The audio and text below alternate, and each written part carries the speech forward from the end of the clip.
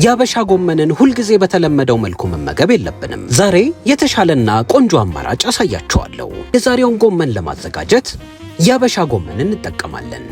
በመለኛ ገጽ ሁልጊዜ እንደምናደርገው አስቀድመን የአትክልት ግብአታችንን በሚገባ እናጸዳለን። ጎመኑን ለማጽዳት አስቀድማችሁ በደንብ ታራግፉታላችሁ። የምትቀነጥሱት ጎመን ውስጥ ቀለሙን የቀየረ የሻገተ እንዲሁም በጣም የቆሸሸ ካለ የምታዘጋጁትን ምግብ ጣዕም ሊያበላሽባችሁ ስለሚችል ነጥላችሁ ማውጣት ይኖርባችኋል። አሁን ቀንጥሳችሁ ያዘጋጃችሁትን ጎመን ደጋግማችሁ ንጹህ ውሃ እስኪያወጣ ድረስ ታጥቡታላችሁ። የጎመኑን ግንድ መጠቀም ከፈለጋችሁ ከዚህ በፊት ባሳየኋችሁ መልኩ ልጣችሁ መጠቀም ትችላላችሁ። አሁን የዛሬውን ምግብ የምናዘጋጅበትን ሌላኛውን ግብአት እናዘጋጃለን። መክተፊያችሁ ላይ አንድ የዶሮ መላላጫ ታዘጋጃላችሁ። የዶሮ መላላጫው ላይ የሚገኘውን ነጭ ጮማ ነጥላችሁ ታውጣላችሁ። ጮማውን ዙሪያውን ካስወገዳችሁ በኋላ ልክ ምስሉ ላይ በምትመለከቱት መሰረት ለሁለት ከፍሉትና የዶሮ መላላጫ ውስጥ የሚገኘውን ስር ምስሉ ላይ በምትመለከቱት መሰረት ሹካ በመጠቀም ነጥላችሁ ታውጣላችሁ። ስሩ አልያዝ ካላችሁ ንጹህ ጨርቅ ወይንም ለስላሳ ወረቀት በመጠቀም መጎተት ትችላላችሁ። የዶሮ መላላጫው ላይ የሚገኘውን ጮማና ስር ነጥላችሁ ካወጣችሁ በኋላ ልክ ምስሉ ላይ በምትመለከቱት መሰረት ለአበላል አመቺ እንዲሆን አድርጋችሁ ትከትፋላችሁ። እዚህ ጋር ዶሮውን ስትከትፉት ከመጠን በላይ ካሳነሳችሁት በኋላ ላይ እሳት ላይ ስትጠብሱት ተኮማትሮ ከመጠን በላይ ሊያንስባችሁ ስለሚችል ፈጽሞ ማድቀቅ የለባችሁም። ዶሮውን ምስሉ ላይ ባሳያችሁ መሰረት ከከተፋችሁ በኋላ ቆንጆ አርጋችሁ ደግሞ ትቀመማላችሁ። ለመቀመም 2 የሾርባ ማንኪያ ዘይት፣ 1 የቡና ማንኪያ ጨው፣ 1 የቡና ማንኪያ የሮዝመሪ ዱቄት፣ 1 የቡና ማንኪያ የነጭ ሽንኩርት ዱቄት፣ 1 የቡና ማንኪያ የቀይ ቃሪያ ዱቄት እና ጠብሰን የምናዘጋጀው ዶሮ አበሻዊ ጣዕም እንዲኖረው ግማሽ የቡና ማንኪያ ኮረሪማ ከላይ ታስገባላችሁ። ግብአቶቹን ካስገባችሁ በኋላ በደንብ አርጋችሁ በማንኪያ ትቀላቀሉታላችሁ። እዚህ ጋር እያንዳንዱ የዶሮ ክፍል በቅመሙ መሸፈኑን እርግጠኛ መሆን ይኖርባችኋል። ዶሮውን ለመቀመም የተጠቀምናቸው እያንዳንዱ ቅመሞች እንዴት እንደሚዘጋጁ ከዚህ በፊት በመለኛ ገጽ ስላሳየናችሁ በቤት ውስጥ በቀላሉ ማዘጋጀት ካሰባችሁ እዚሁ ገጻችን ላይ ቪዲዮቹን መመልከት ትችላላችሁ። ዶሮ በቅመሙ በደንብ ከተቀመመ በኋላ ይህንን ይመስላል። አሁን ዶሮውን ትሸፍኑትና ቢያንስ ለ1 ሰዓት ማቀዝቀዣ ቤት ውስጥ ታሳርፉታላችሁ። ዶሮ እስኪያርፍልን ድረስ የአትክልት ግብአቶቻችንን እንከትፋለን። የአትክልት ግብአቶቹ ከተዘጋጁ በኋላ ይህንን ይመስላል። አሁን ደግሞ ዶሮአችንን እንጠብሳለን። ዶሮውን ለመጥበስ 2 የሾርባ ማንኪያ ዘይት መጥበሻ ላይ ታገሉና ቀመማችሁ ያቆያችሁትን ዶሮ ተጠንቅቃችሁ ወደ መጥበሻው ትገለብጣላችሁ። መጥበሻው ላይ ዘርዘር አድርጋችሁት ለተወሰነ ደቂቃ ራሱን ችሎ ከተጠበሰ በኋላ መቆንጠጫ በመጠቀም አንድ በአንድ ትገለብጡታላችሁ። ከስጋ አንጻር ዶሮ ቶሎ የመጠበስ ባህሪ ስላለው እዚህ ጋር የምድጃችሁን የሙቀት መጠን መቆጣጠር ይኖርባችኋል። እኔ ዶሮውን በከፍተኛ ሙቀት ለ10 ደቂቃ ያህል ከጠበስኩት በኋላ ይህንን መስሎልኛል። እናንተም ዶሮውን መጥበስ ያለባችሁ ልክ እንደኔ ቀለሙን ሙሉ ለሙሉ እስኪቀይርላችሁ ድረስ መሆን አለበት። ዶሮ በሚገባ ተጠብሶ ከበሰለ በኋላ ይህንን ይመስላል። አሁን ደግሞ ጎመናችንን እናበስላለን።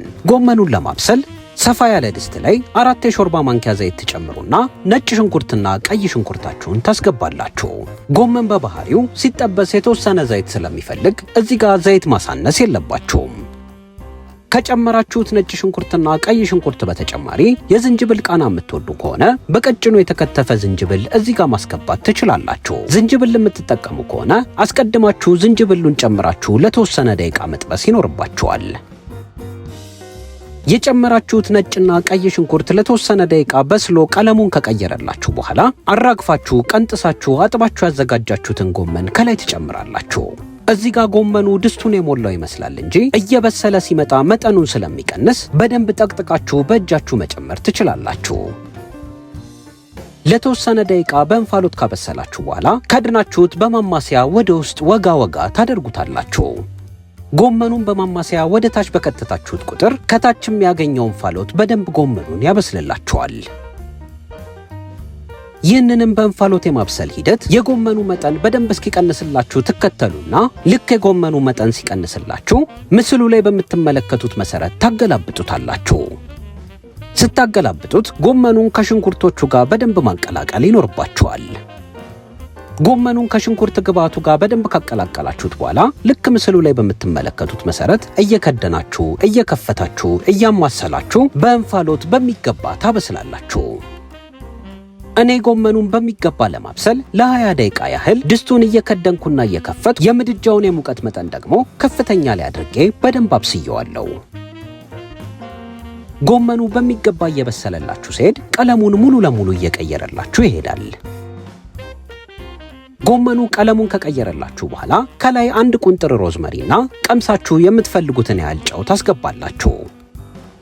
እኔ ጨው ያሳነስኩበት ምክንያት ሚጥሚጣ ስለምጠቀም ነው። ዛሬ ለጎመኑ የምንጠቀመው ሚጥሚጣ የመለኛን ሚጥሚጣ ነው። ከኢትዮጵያ ውጪ ለምትኖሩ የመለኛ ተከታታዮች ይህን ሚጥሚጣና ሌሎች በመለኛ የተዘጋጁ የምግብ ግብአቶችን ማዘዝ ከፈለጋችሁ የመለኛ የኢንስታግራም ገጻችን ላይ በመጻፍ ማዘዝ ትችላላችሁ። ሀገር ውስጥ ለምትኖሩ የመለኛ ተመልካቾች ደግሞ በቅርቡ ሽያጭ እንደምንጀምር ቃል እንገባለን። አሁን የምትፈልጉትን ያህል ሚጥሚጣ ከላይ ትጨምራላችሁ። ሚጥሚጣውን ከጨመራችሁ በኋላ ጠብሳችሁ ያዘጋጃችሁትን ዶሮ ከላይ ታስገባላችሁ። የምትጨምሩት ሚጥሚጣ ለጎመኑ የተሻለና ቆንጆ ጣዕም ይሰጠዋል።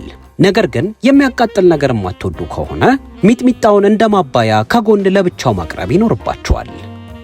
ጎመኑ ላይ የጠበሳችሁትን ዶሮ ከጨመራችሁ በኋላ ከጎመኑ ጋር በደንብ ትቀላቀሉትና ከድናችሁ ለተወሰነ ደቂቃ የምድጃችሁን የሙቀት መጠን ቀንሳችሁ ታበስላላችሁ። ጎመኑን ከዶሮ ጋር በእንፋሎት ለተወሰነ ደቂቃ በዝቅተኛ ሙቀት ካበሰላችሁ በኋላ ከትፋችሁ ያዘጋጃችሁትን ቃሪያ ከላይ ትጨምራላችሁ። ይህን ጎመን ለልጆች የምትመግቧቸው ከሆነ ቃሪያውን ባትጨምሩበት እመክራችኋለሁ። አሁን ጎመናችን ዝግጁ ሆኖልናል። አሳምረን ደግሞ እናቀርባለን። ጎመኑን አሳምረው ለማቅረብ ጎድጓዳ ሳህን ብትጠቀሙ እመክራችኋለሁ። የበለጠ አምሮ እንዲታይላችሁ ከፈለጋችሁ ጥቁር ጣባ መጠቀም ትችላላችሁ። እኔ ከጎመኑ ጋር እንደ ማባያ እንዲሆነን አብሬ የበቆሎ ቂጣ አቅርቤያለሁ።